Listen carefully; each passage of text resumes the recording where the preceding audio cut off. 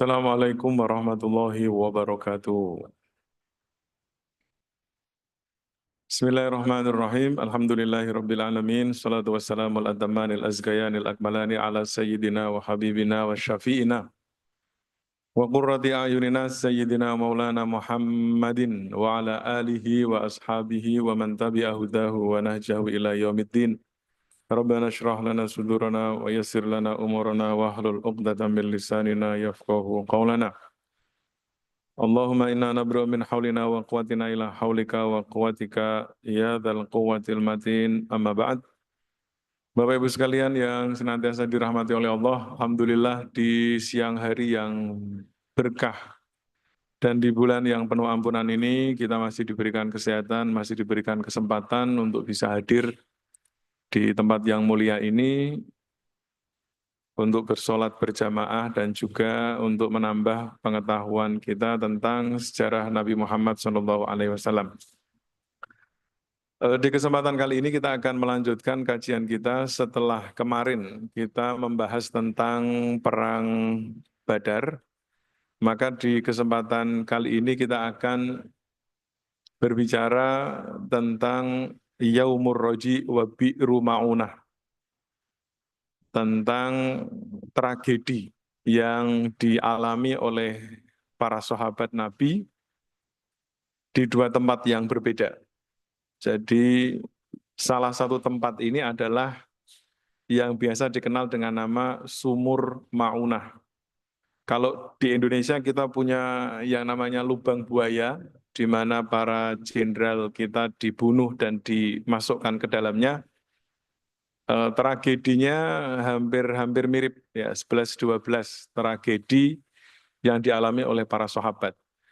Disebutkan bahwa seiring bertambahnya usia dakwah Nabi Muhammad di Madinah, mulai banyak orang-orang di sekitaran kota Madinah yang tertarik dengan Islam. Di antaranya adalah ada dua qabilah yang namanya qabilah Udol dan qabilah Qurrah. Dua qabilah ini meminta kepada Nabi Muhammad untuk berkenan mengirimkan para dai yang mengajarkan kepada mereka tentang Islam. Nabi kemudian menyetujui dan mengirimkan 7 orang sahabat pilihan. Tetapi sayangnya sebelum 7 orang sahabat ini sampai di lokasi, mereka sudah terlebih dahulu dibunuh oleh sekelompok orang yang berasal dari Banu Lahyan atau orang-orang dari qabilah Hudzail namanya.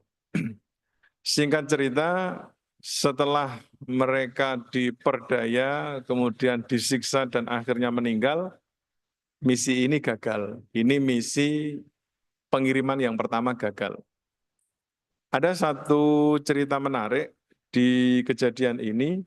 Salah seorang sahabat yang dikirimkan oleh Nabi itu ada yang bernama Asim bin Thabit.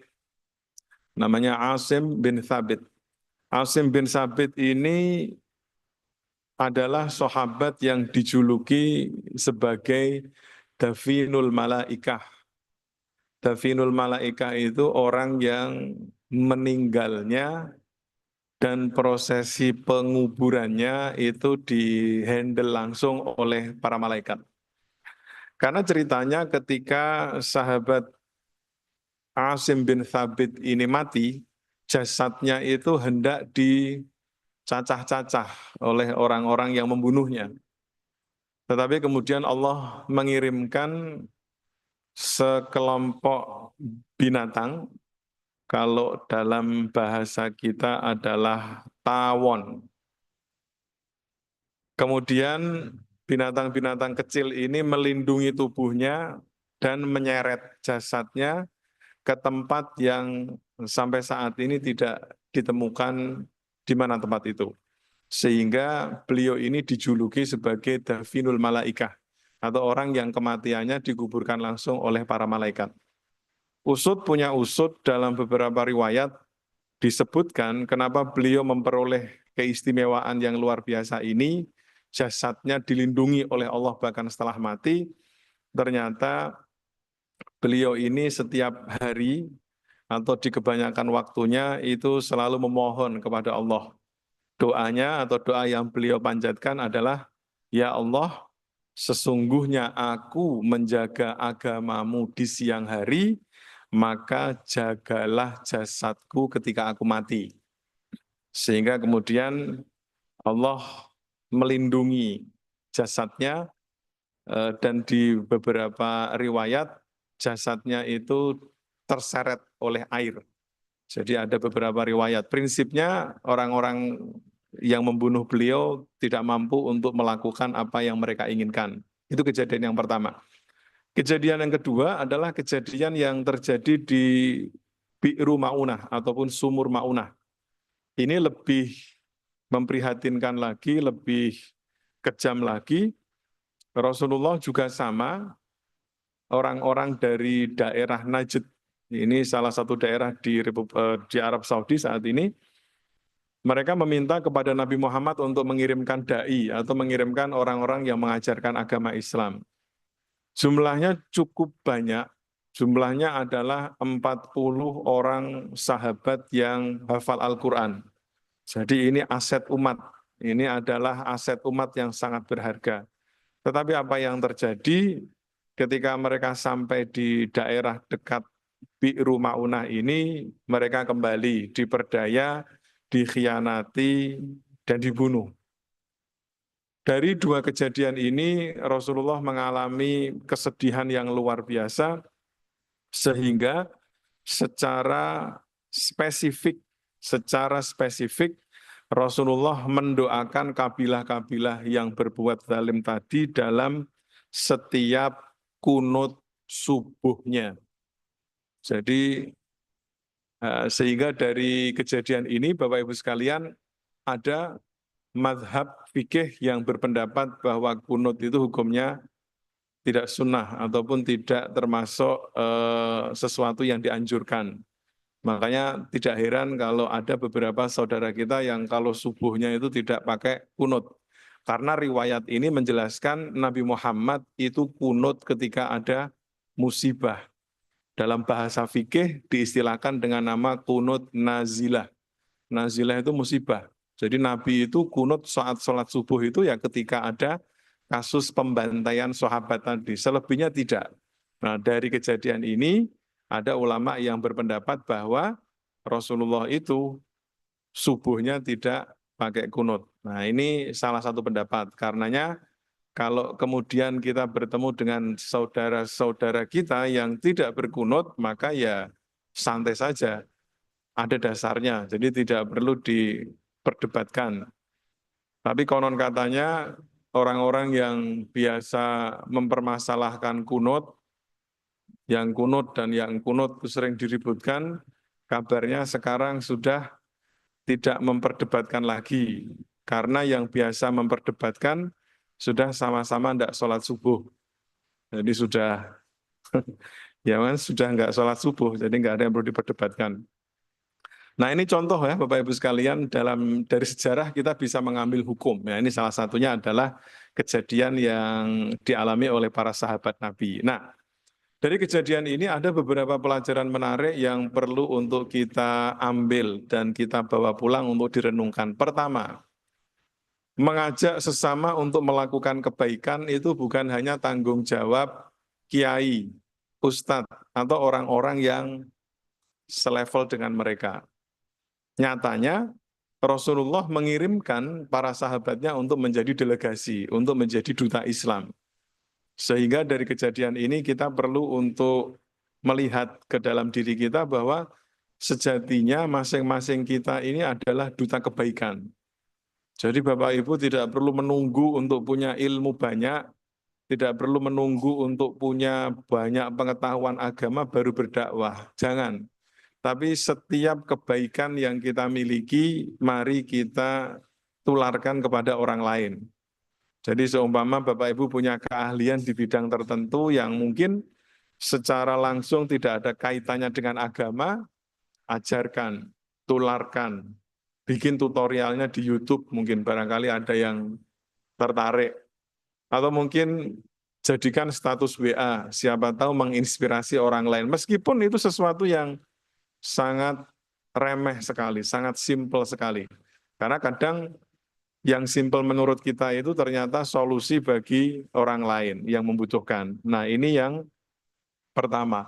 Jadi kewajiban dakwah, kewajiban mengajak kepada Allah, kewajiban untuk menunjukkan jalan kebaikan, itu tidak hanya wilayahnya para kiai, ustadz, atau institusi seperti MUI ataupun juga Kementerian Agama, tidak. Tetapi masing-masing kita adalah duta Islam, masing-masing kita adalah duta kebaikan. Itu yang pertama. Yang berikutnya, Bapak Ibu sekalian, kalau kita melihat bahwa apa yang terjadi kepada sahabat Nabi. Jadi Nabi Muhammad mengirim gelombang pertama dikecewakan. Terus mengirim lagi gelombang kedua. Ini kan kalau kata orang Jawa, kok ya ndak kapok gitu loh. Kan sudah punya catatan buruk. Kan sudah punya rekam jejak bermasalah, kok masih diulang lagi. Ini menunjukkan Bapak Ibu sekalian bahwa kebaikan itu seringkali, bukan kadang-kadang, seringkali membutuhkan pengorbanan yang tidak murah. Rasulullah tentu punya trauma dengan proses pengiriman delegasi yang pertama. Pasti punya. Tetapi Rasulullah melihat bahwa ada kemaslahatan yang lebih besar, bahwa ada kepentingan lebih besar yang harus ditunaikan. Sehingga kemudian beliau mengambil pilihan untuk tetap mengirimkan para sahabatnya yang jumlahnya lebih banyak dibandingkan dengan yang pertama. Nah, ini patut kita tiru dalam kehidupan kita karena kadang-kadang kita itu ketika memberikan contoh atau ketika kita mengajak orang untuk berbuat baik, terus kemudian yang diajak tidak merespon dengan baik pula, itu kadang-kadang kita sudah trauma. Ya sudah, berarti memang tidak ada harapan dari orang tersebut untuk jadi baik. Bahkan kadang-kadang kita menghakimi seseorang jahat hanya karena diajak untuk melakukan kebaikan satu kali, dia menolak. Ini hanya urusan ajakan sederhana mungkin ya. Ini Rasulullah kehilangan nyawa, beliau saya yakin juga trauma, tetapi beliau berpikir bahwa ya kebaikan itu, jalan dakwah itu memang harus ada pengorbanan yang besar. Karena itu memang konsekuensi dari perjuangan di jalan Allah. Makanya seringkali disampaikan oleh para guru-guru mulia bahwa kalau orang berdakwah, kalau orang ngajak kebaikan kepada sesama, kemudian selama prosesnya itu enak, nggak ada masalah, damai-damai saja, banyak menemukan kemudahan, bisa jadi salah jalan. Bisa jadi salah jalan. Karena jalan kebaikan itu tidak pernah mudah. Jalan kebaikan itu pasti berkelok, berliku, dan curam. Nah, itulah kenapa butuh pengorbanan. Itulah kenapa dalam agama kita itu berkorban di jalan Allah itu sesuatu yang sangat diapresiasi sekali.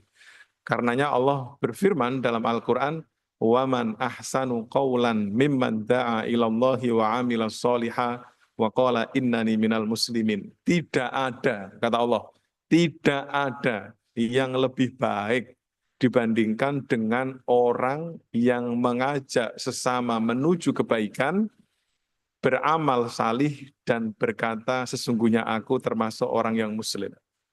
Jadi ini sesuatu yang sangat luar biasa sekali ya Bapak Ibu sekalian.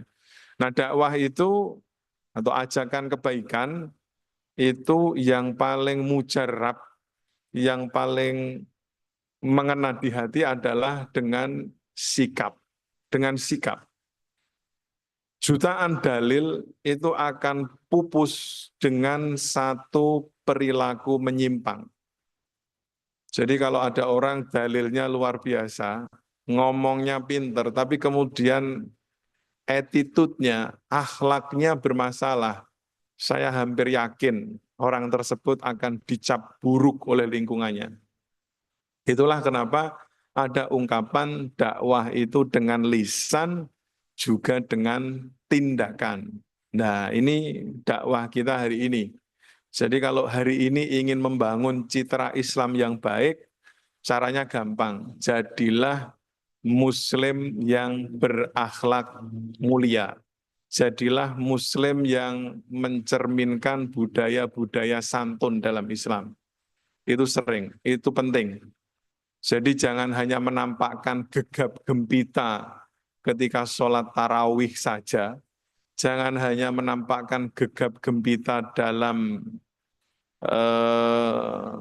ekspresi nuansa Ramadan dan nanti Idul Fitri insya Allah. Tetapi lebih penting dari itu adalah bagaimana sikap kita terhadap sesama manusia, sesama muslim, sikap kita terhadap lingkungan, sikap kita terhadap binatang, sikap kita terhadap alam semesta. Itu yang lebih penting dari apapun. Karena inti dari agama adalah akhlak yang terpuji.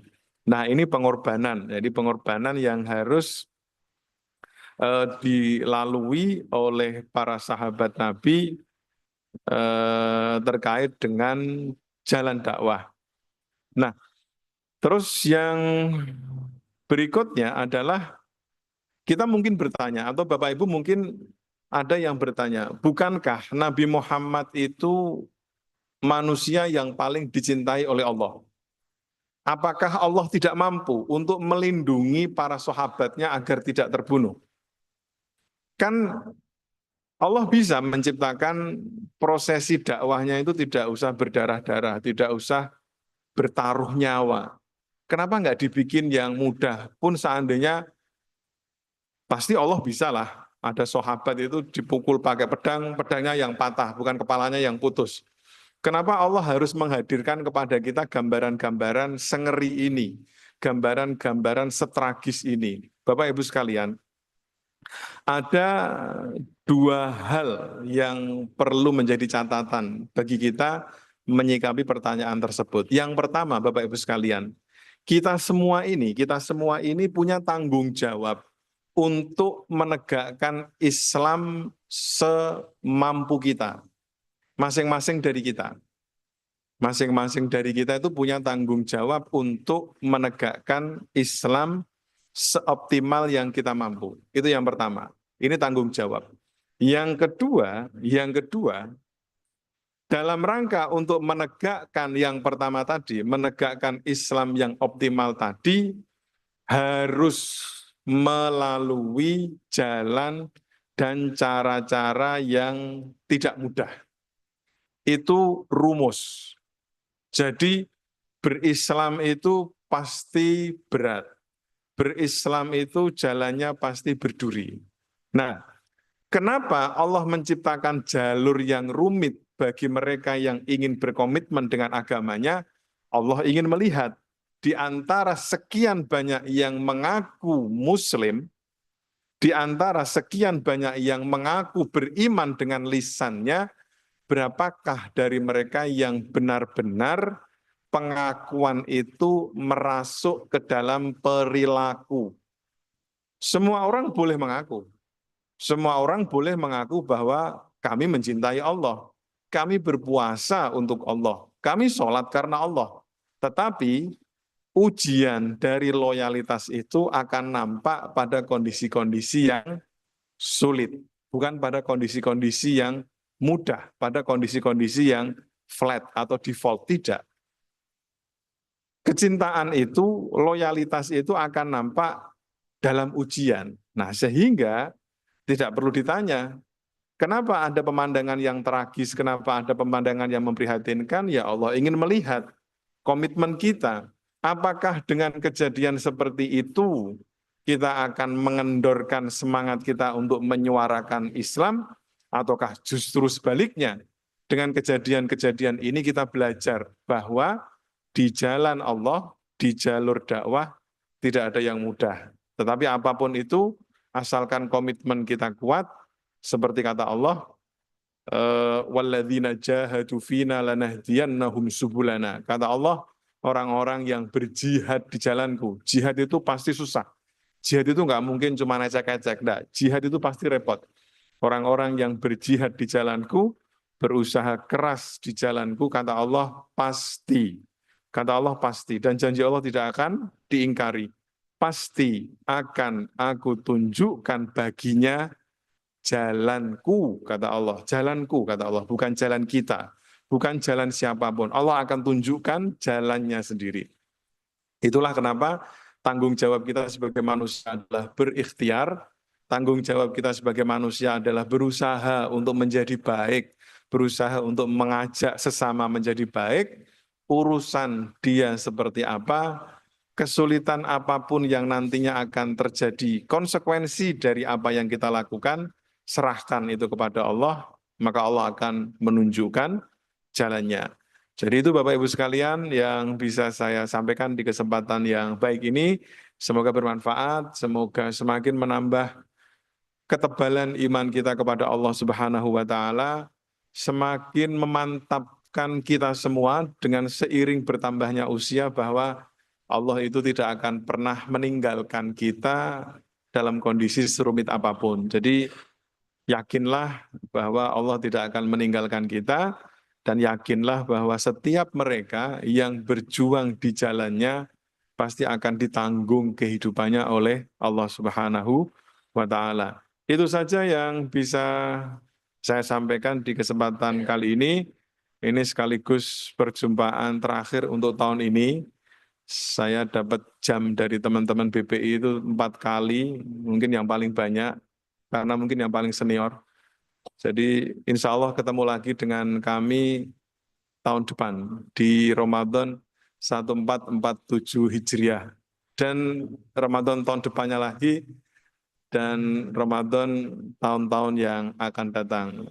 Selebihnya kami mohon maaf jika ada hal-hal yang tidak pas di hati Bapak Ibu sekalian.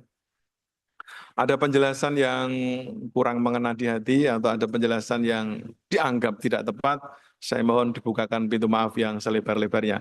Marilah kita akhiri pertemuan pada siang hari ini dengan bacaan hamdalah bersama-sama. Alhamdulillahi Rabbil Alamin. Wallahul muwaffiq ila aqwamit thoriq. Wassalamualaikum warahmatullahi